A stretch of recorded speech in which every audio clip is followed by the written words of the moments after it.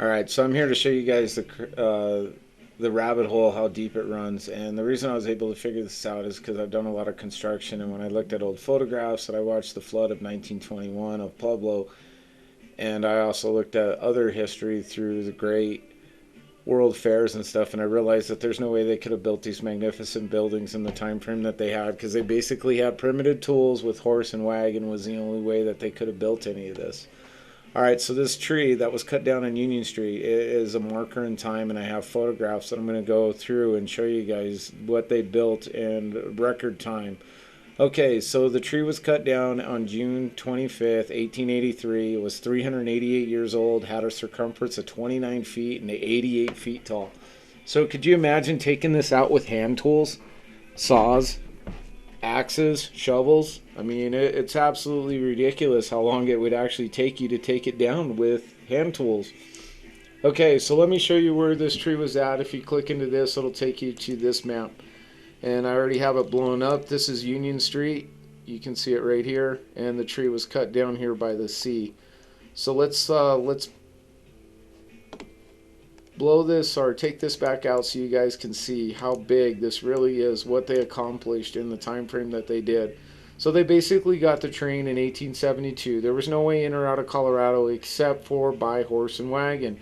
So imagine moving building materials by wagon, and then not only that, you have to take care of the horses as you're traveling.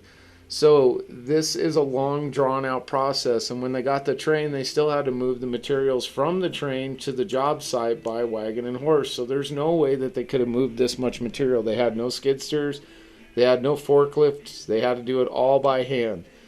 So let's look at this one, this map.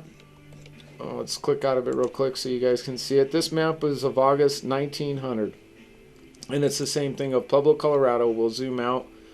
1900, and you can see what they had built basically within 28 years of getting the train. They had the largest network hub for train traffic east of the Mississippi. They had the largest steel mill east of the Mississippi. They had smelting capital of the world. I found 4 smelting plants. Google says that there was 5. So when you really dissect this and take a look at it, you have to understand what it takes to build construction. So let's go where I got the information from. So here on this photograph, it is showing Santa Fe in second, and I believe if we click back over to this one, it says a view of Pueblo in 1873 from Tenderfoot Hill. This is on second and Santa Fe. And if we look into these numbers 15 and 16 and we go down and read, it says South Pueblo in the distance and a bridge crossing the Arkansas River. So when I was in Denver's, I found the same photograph, and we'll click out of that real quick. Actually, I didn't want to do that. We'll click back, and just so you guys can see, Pueblo, Colorado, early days, 1873. So if we take a look at the photograph, and I'm going to show you where the Cottonwood tree is. And these older photographs that I found with the ring on them are closest to the originals that you can find. And so one of the things I know is they've doctored these photos so they aren't very clear in some photographs, so you can't make out. So when you look down here, this is Union Street. You're looking south in Pueblo, and this is the Cottonwood tree right here. And so I have pictures. We're going to go through those, and I want to show you another one of Colorado is Union Street. Now this one, I don't know the date on it, but they're still using horse-drawn carriages, and they have the electric trolley system in, but they haven't fully completed it to connect all of this. And you'll notice between buildings that there's brick buildings that come up and disappear, or not disappear, wood buildings disappear and brick automatically come up within record time. And so you have to think about these well-detailed buildings that they built, the infrastructure, laying down all the utilities, all in one shot, and they built it perfectly. My Google Drive has everything that I've collected on this. And so let's go ahead and go into pictures and to show you guys Santa Fe, or Union Street. So here's a picture of Union Street. And if we look into this picture, you can see what they have already built. There's no telephone pole lines. They haven't put in the one-track trolley system. They've gone to wood buildings, and then this one looks like it's brick, and this is going up the hill on Union Street. And so the next photograph I want to show you guys is this one. And this is the closest to the ones I could find. I try to put them in sequence so you can see them as time progresses.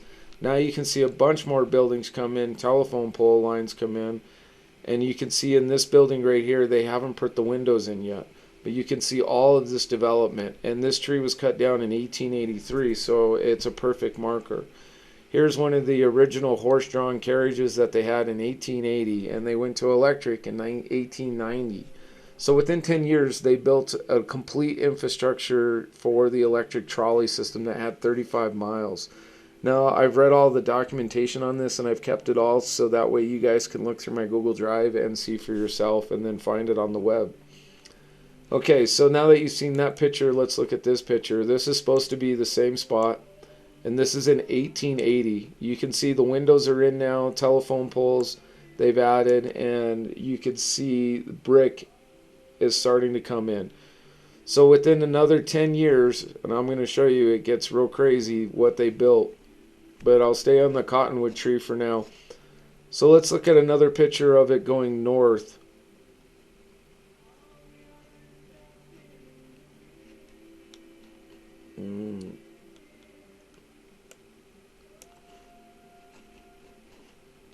So this one you can see barns and a tree in the back, and you can see this building right here, and you can see they haven't developed that much. This is probably early, this is a thing, this is probably 1870s to somewhere around there, but you can see a building in this background and this tree in front of it. And the next picture you're going to be able to see the building right here and the tree, how it's growing. And this one, I believe, is the one that they probably were close to cutting this down, because you can see that they've removed branches and stuff.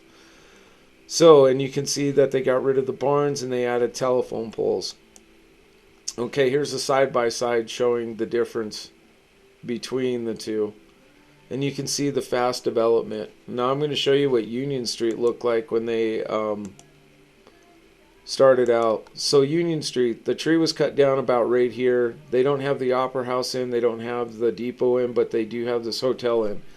And when you're looking through all this, the Sanborn maps will tell you and show you where these buildings were built. And so one of the things I want you to look at is this bridge, and notice how narrow it is. And then when I show you the next picture, you're going to see a new bridge come in. So this is all done in record time. So this building right here is another marker that I found in time that I was able to piece this together. Now here's the same picture, or the same photograph of Union Street, and now they already have the Opera House in and the Union Depot. And then they have all of these brick buildings, and this is well before the flood, or well before they went to cars. You can still see the horse-drawn carriages. You can see that they have the electric trolley system in. You can see central building. And then they still have more to build, all within record time, within 20 to 30 years. Okay, so Union Street. This is Union Street looking north, and the tree was cut down right about here. And so you can see this massive progression of just absolute amazing construction. And this photograph was taken in 1897. So if we get the calculator out, and just so everyone can see the numbers. So they get the train in 1872, and then this photograph, what was it, 1897? 1897? 25 years to build all of this from a one-horse town. And let's take a look at Google Earth to show you guys what I'm talking about. That there's no way in or out of Colorado. There's not much building material. Stone and brick is what they used mostly, because there's no wood available. And what wood is available is pine, and you'd have to cut down a lot of pine trees in order to build what they built.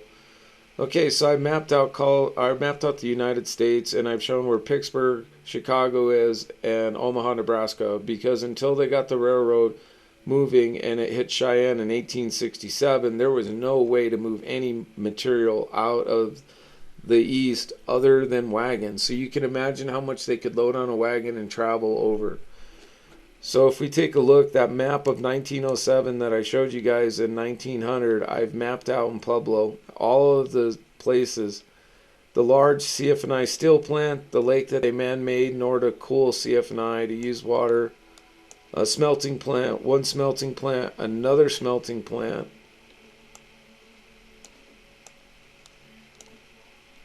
And there's so much to cover. So if we want to go back down on Union Street where the tree was, it will zoom in right here. And here's where the tree was at. And if you look at the pictures from the 1921 flood, you can see what buildings are still standing today.